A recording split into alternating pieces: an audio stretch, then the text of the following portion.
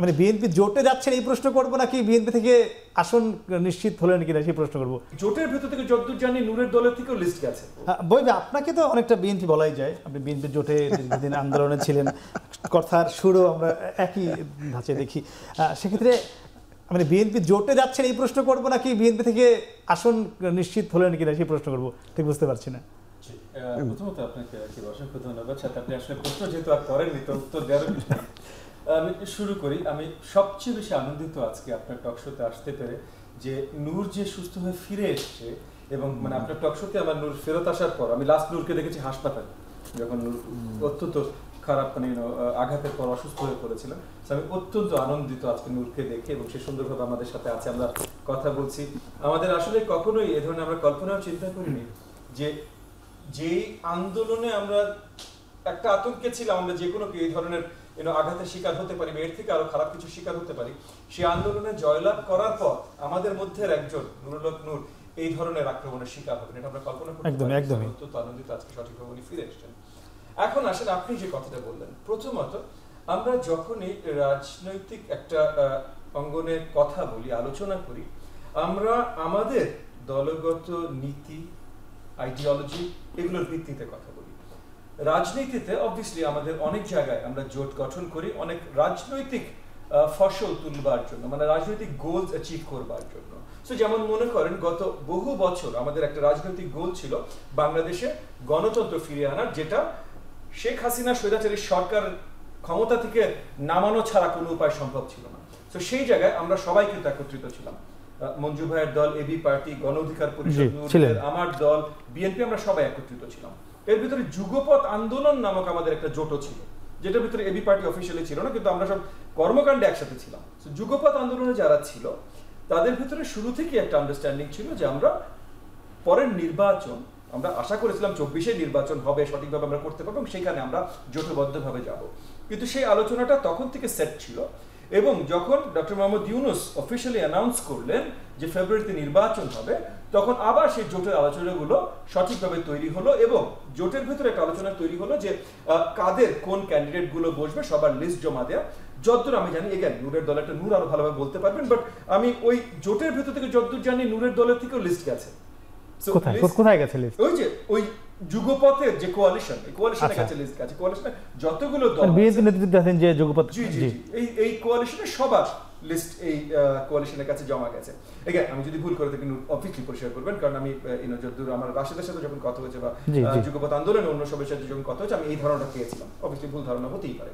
তো সবার লিস্ট গেছে মানে আমরা তো দিয়েছি, এবং এই আলোচনায় বসেছি, সবকিছু করেছি, কারণ আমরা আশাবাদী আমরা জোটবদ্ধভাবেই নির্বাচন করব।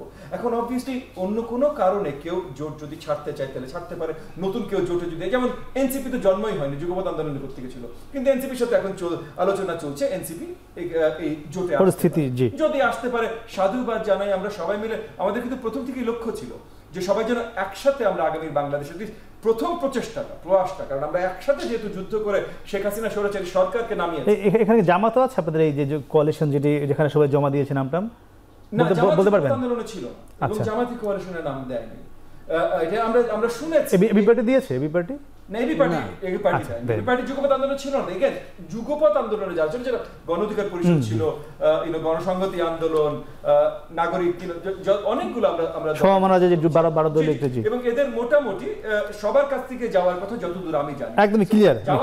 তারা জোটে থাকতেই হবে তাও না, তারা জোটের কথা চিন্তা করে নিশ্চয়ই দিয়ে। জি জি, একদম। যেভাবে আপনি আজকে কিছুক্ষণ আগে, আমি টকশো শুরুর আগে ফেসবুকে দেখলাম আপনি লিখেছেন যে আজকে আপনার প্রথম টকশো আমাদের এখানে, আপনাকে স্বাগত সেই টকশোতে।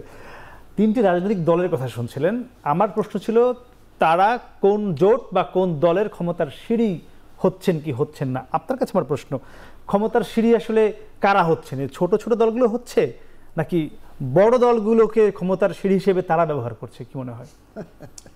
আসলে আমি ধন্যবাদ, আমার প্রথম টকশো, আমার অত্যন্ত প্রিয় 3জন বন্ধু ভাই, তাদের সাথে একসাথে আলোচনার সুযোগ পাইছি।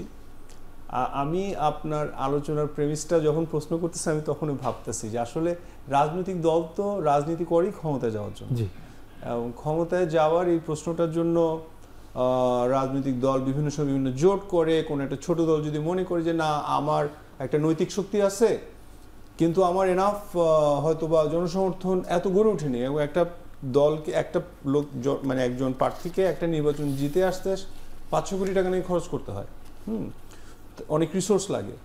তো এই সব কিছু মিলিয়ে যদি একটা, আমি ছোট পার্টি বড় পার্টির শব্দটাও ব্যবহার করতে চাই না, হ্যাঁ, এখানে কিন্তু বাংলাদেশে আজকে যারা আন্দোলন করে আমরা শেখ হাসিনাকে পতন ঘটাইছি, যে দলগুলো ছিল এরা সবাই বড় পার্টি, হ্যাঁ, তাদের হয়তো বা জনসমর্থন কম থাকতে পারে, রাজনৈতিক দলের উইথ কম থাকতে পারে, কিন্তু নুরুল হক নূর ভাই তো অনেক বড় পার্টি, এবি পার্টি অনেক বড় পার্টি, ববি ভাইরা অনেক বড় পার্টি।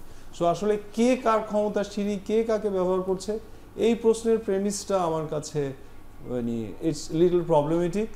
বিকজ আজকে বিএনপি যদি কথা নুরুল হক ভাই নূরকে বা এবি পার্টিকে নেয়, বিকজ বিএনপি লাগছে বলে নিচ্ছে, ছোট পার্টি বলে নিচ্ছে না, বিকজ এটা বিএনপি কোনো একটা সীমাবদ্ধতা এবি পার্টি অথবা গণ অধিকার পরিষদ অথবা ইন্ডিয়াম পুরো করতেছে।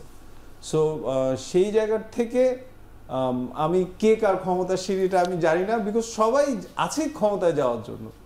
তো রাজনীতিটাই তাই।